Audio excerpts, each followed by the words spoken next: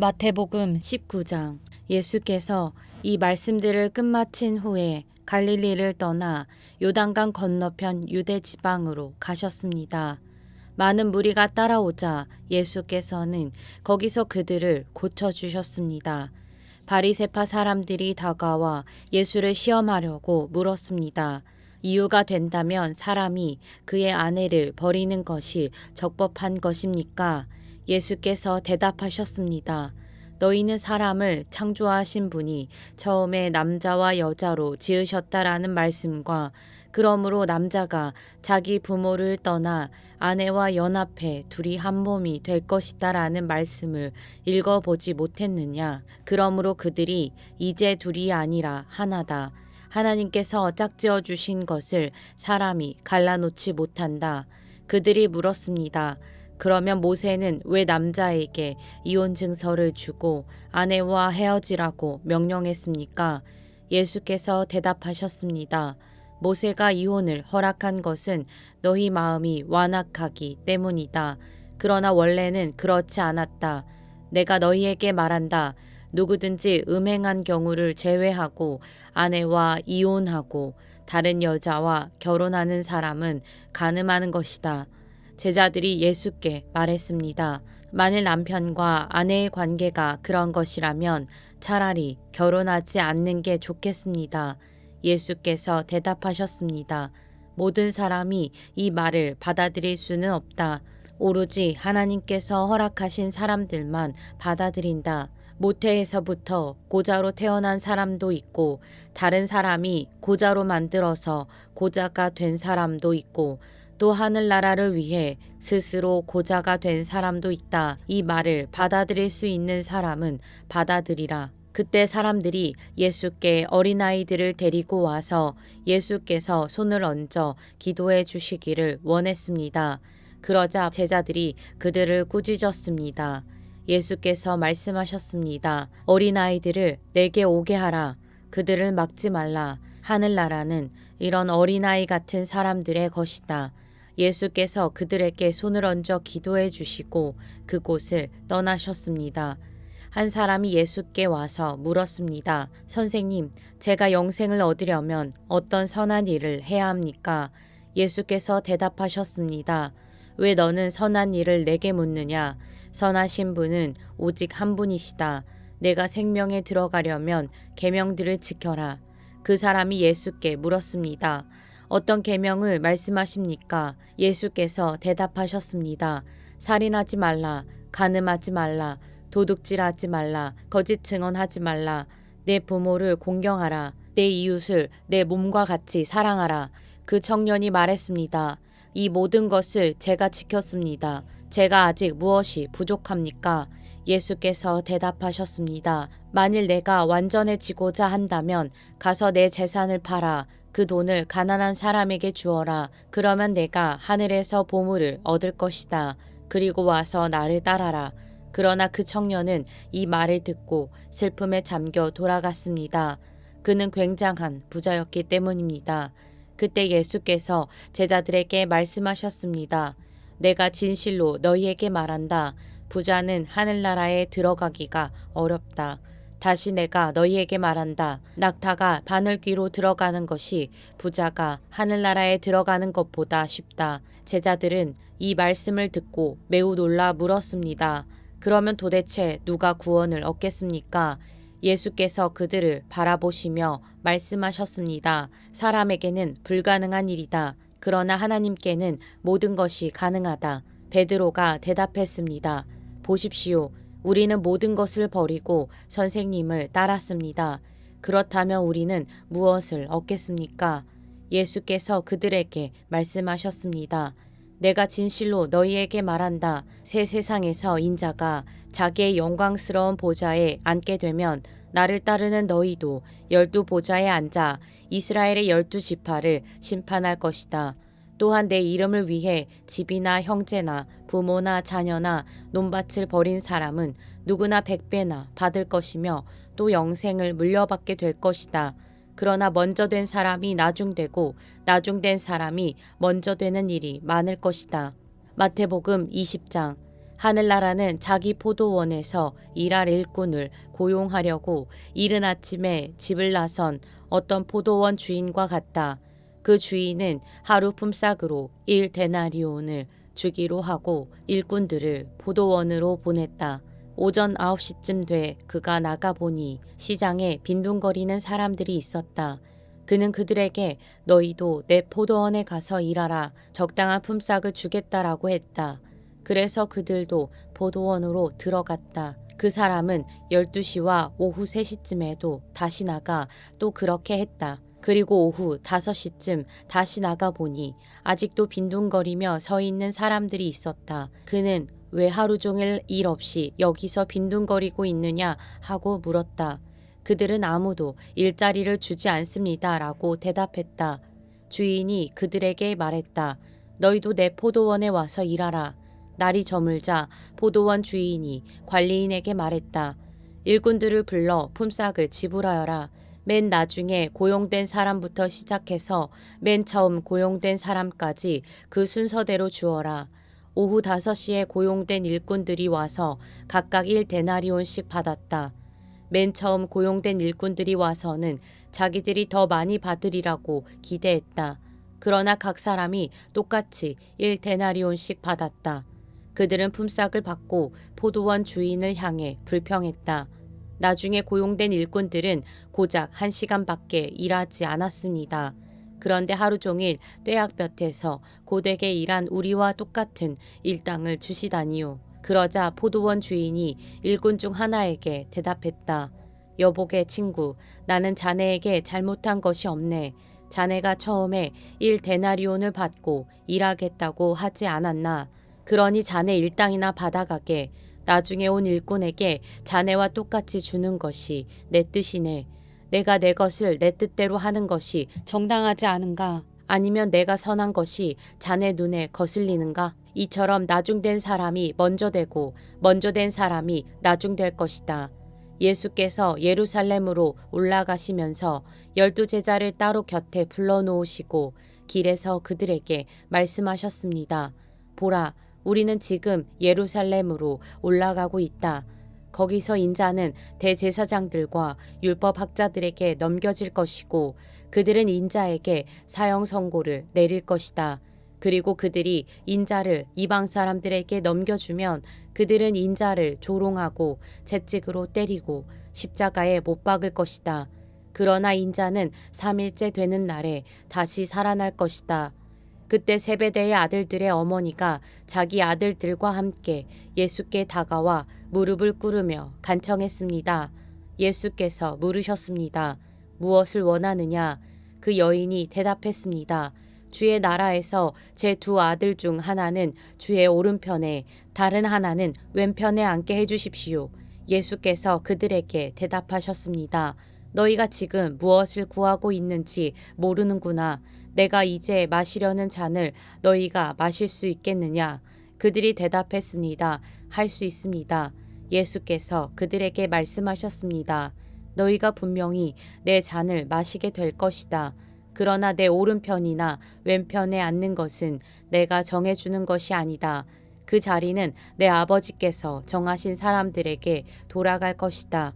이 말을 들은 다른 10명의 제자들은 이 2 형제에게 분개했습니다. 예수께서 제자들을 함께 불러놓고 말씀하셨습니다. 너희도 알듯이 이방 통치자들은 자기 백성들 위에 군림하고 그 고관들도 권력을 행사한다. 너희는 그렇게 해서는 안 된다. 오히려 누구든지 너희 중에서 큰 사람이 되려는 사람은 너희를 섬기는 사람이 돼야 하고 누구든지 첫째가 되려는 사람은 너희의 종이 돼야 한다. 인자 역시 섬김을 받으러 온 것이 아니라 섬기러 왔고 많은 사람을 위해 자기 목숨을 대속물로 주려고 온 것이다. 그들이 여리고를 떠날 때에 큰 무리가 예수를 따랐습니다. 눈먼 사람 2명이 길가에 앉아 있다가 예수께서 지나가신다는 말을 듣고 소리를 질렀습니다. 다윗의 자손이신 주님, 저희를 불쌍히 여겨 주십시오. 사람들이 그들을 꾸짖으며 조용히 하라고 했습니다. 하지만 그들은 더욱 큰 소리를 질렀습니다. 다윗의 자손이신 주님, 우리를 불쌍히 여겨 주십시오. 예수께서 걸음을 멈추고 그들을 불러 물으셨습니다. 내가 너희에게 무엇을 해주기 원하느냐? 그들이 대답했습니다. 주님, 우리 눈을 뜨게 해주십시오. 예수께서 그들을 불쌍히 여기시고 그들의 눈에 손을 대셨습니다. 그러자 그들이 곧 다시 보게 됐습니다. 그리고 그들은 예수를 따랐습니다. 마태복음 21장. 그들이 예루살렘에 가까이 와서 올리브산 기슭에 있는 벳바게에 이르자 예수께서는 두 제자를 보내시며 그들에게 말씀하셨습니다. 너희는 저 건너편 마을로 가라. 거기에 가면 나귀 한 마리가 새끼 나귀와 함께 묶여 있을 것이다. 그 나귀들을 풀어서 내게로 끌고 와라. 만일 누가 너희에게 무슨 말을 하거든 주께서 필요로 하신다고 말하라. 그리하면 나귀들을 곧 내어줄 것이다. 이는 예언자를 통해 하신 말씀을 이루시려는 것이었습니다. 시온의 딸에게 말하라. 보라, 너희 왕이 너희에게 오신다. 그분은 겸손하셔서 나귀를 타셨으니 어린 나귀 곧 멍에 매는 짐승의 새끼다.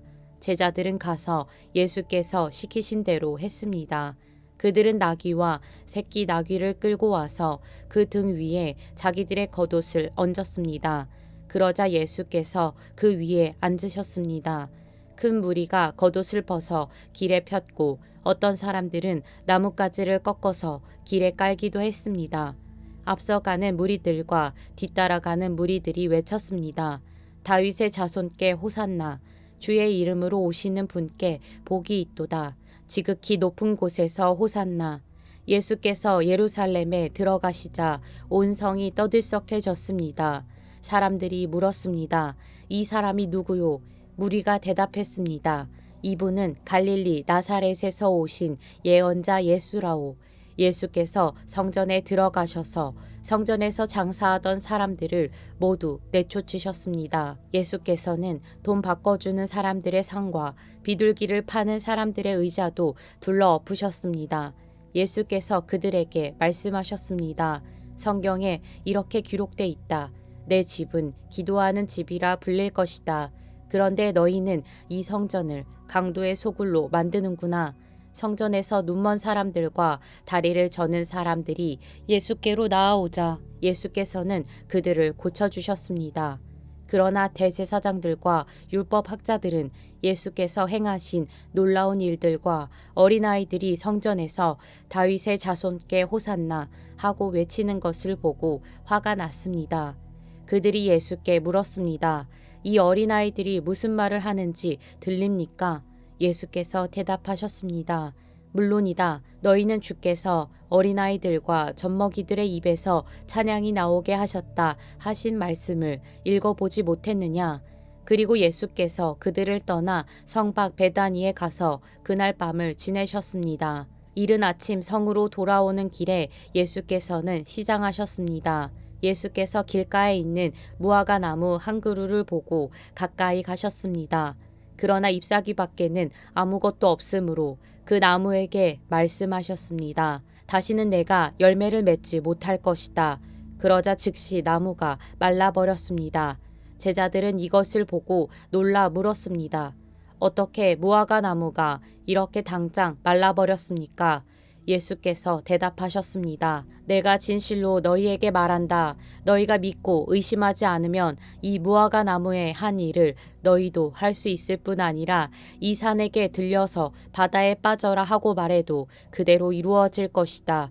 너희가 기도할 때 무엇이든지 믿고 구하는 것은 다 받을 것이다. 예수께서 성전에 들어가서 가르치고 있을 때 대제사장들과 백성의 장로들이 예수께 와서 물었습니다. 당신이 무슨 권세로 이런 일을 하는 것이요? 누가 이런 권세를 주었소? 예수께서 대답하셨습니다. 나도 한 가지 물어보겠다. 너희가 대답하면 내가 무슨 권세로 이런 일을 하는지 말해주겠다. 요한의 세례가 어디서 왔느냐? 하늘로부터냐? 아니면 사람으로부터냐? 그들은 이것을 두고 서로 의논하며 말했습니다. 우리가 하늘로부터 왔다고 하면 저 사람이 그러면 왜 요한을 믿지 않았느냐고 할 테고, 그렇다고 사람으로부터 왔다고 하면 사람들이 요한을 예언자로 믿고 있으니 두려울 따름이다. 그래서 그들은 예수께 잘 모르겠다라고 대답했습니다. 그러자 예수께서 말씀하셨습니다. 그렇다면 나도 무슨 권세로 이런 일을 하는지 너희에게 말하지 않겠다. 너희는 어떻게 생각하느냐? 어떤 사람에게 두 아들이 있었다. 그 사람이 맏아들에게 가서 얘야 오늘 포도원에 가서 일하여라 하고 말했다. 맏아들은 싫습니다라고 대답했지만 그 뒤에 그는 뉘우치고 일하러 갔다. 그 후 아버지는 둘째 아들에게 가서 똑같이 말했다. 둘째 아들은 예 아버지라고 대답만 하고는 가지 않았다. 두 아들 가운데 누가 아버지의 뜻을 행했느냐? 그들이 대답했습니다. 맏아들입니다. 예수께서 그들에게 말씀하셨습니다.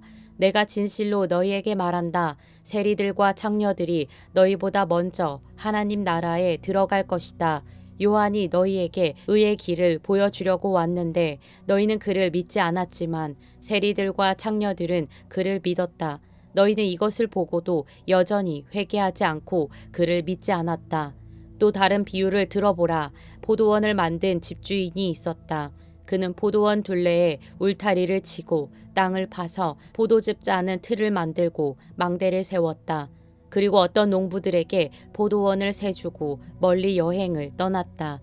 수확할 때가 가까워지자 주인은 열매 소출의 얼마를 받기 위해 자기 종들을 농부들에게 보냈다. 그 농부들은 종들을 붙잡아 하나는 때리고 다른 하나는 죽이고 또 다른 하나는 돌로 쳤다. 그 후 주인은 다른 종들을 처음보다 더 많이 보냈다. 그러나 농부들은 그 종들에게도 똑같이 대했다. 마침내 주인은 그들이 내 아들은 존중하겠지라며 자기 아들을 농부들에게 보냈다. 그러나 농부들은 그 아들을 보자 자기들끼리 수군거렸다. 이 사람은 상속자다. 가서 그를 죽이고 그의 유산을 빼앗아 버리자. 그래서 그들은 아들을 붙잡아 포도원 밖으로 끌어내 죽이고 말았다. 그렇다면 포도원 주인이 돌아와서 이 농부들에게 어떻게 하겠느냐? 그들이 예수께 대답했습니다. 주인은 그 악한 사람들을 처참히 죽이고 제때에 소출의 열매를 바칠 수 있는 다른 농부들에게 포도원을 내어줄 것입니다. 예수께서 그들에게 말씀하셨습니다. 너희가 성경에서 이런 말씀을 읽어보지 못했느냐? 건축자들이 버린 돌이 머릿돌이 됐다. 주께서 이렇게 하셨으니 우리 눈에 놀라울 뿐이다. 그러므로 내가 너희에게 말한다. 하나님 나라를 너희에게서 빼앗아 그 나라의 열매 맺는 백성에게 줄 것이다. 누구든지 이 돌 위에 떨어지는 사람은 산산조각이 날 것이며 이 돌이 어느 사람 위에 떨어지든지 맞는 사람은 가루가 될 것이다. 대제사장들과 바리새파 사람들은 예수의 비유를 듣고서 그것이 자기들을 가리켜 하시는 말씀인 줄을 알아차렸습니다. 그들은 예수를 체포하고 싶었지만 백성들이 두려웠습니다. 사람들이 예수를 예언자로 여기고 있었기 때문입니다.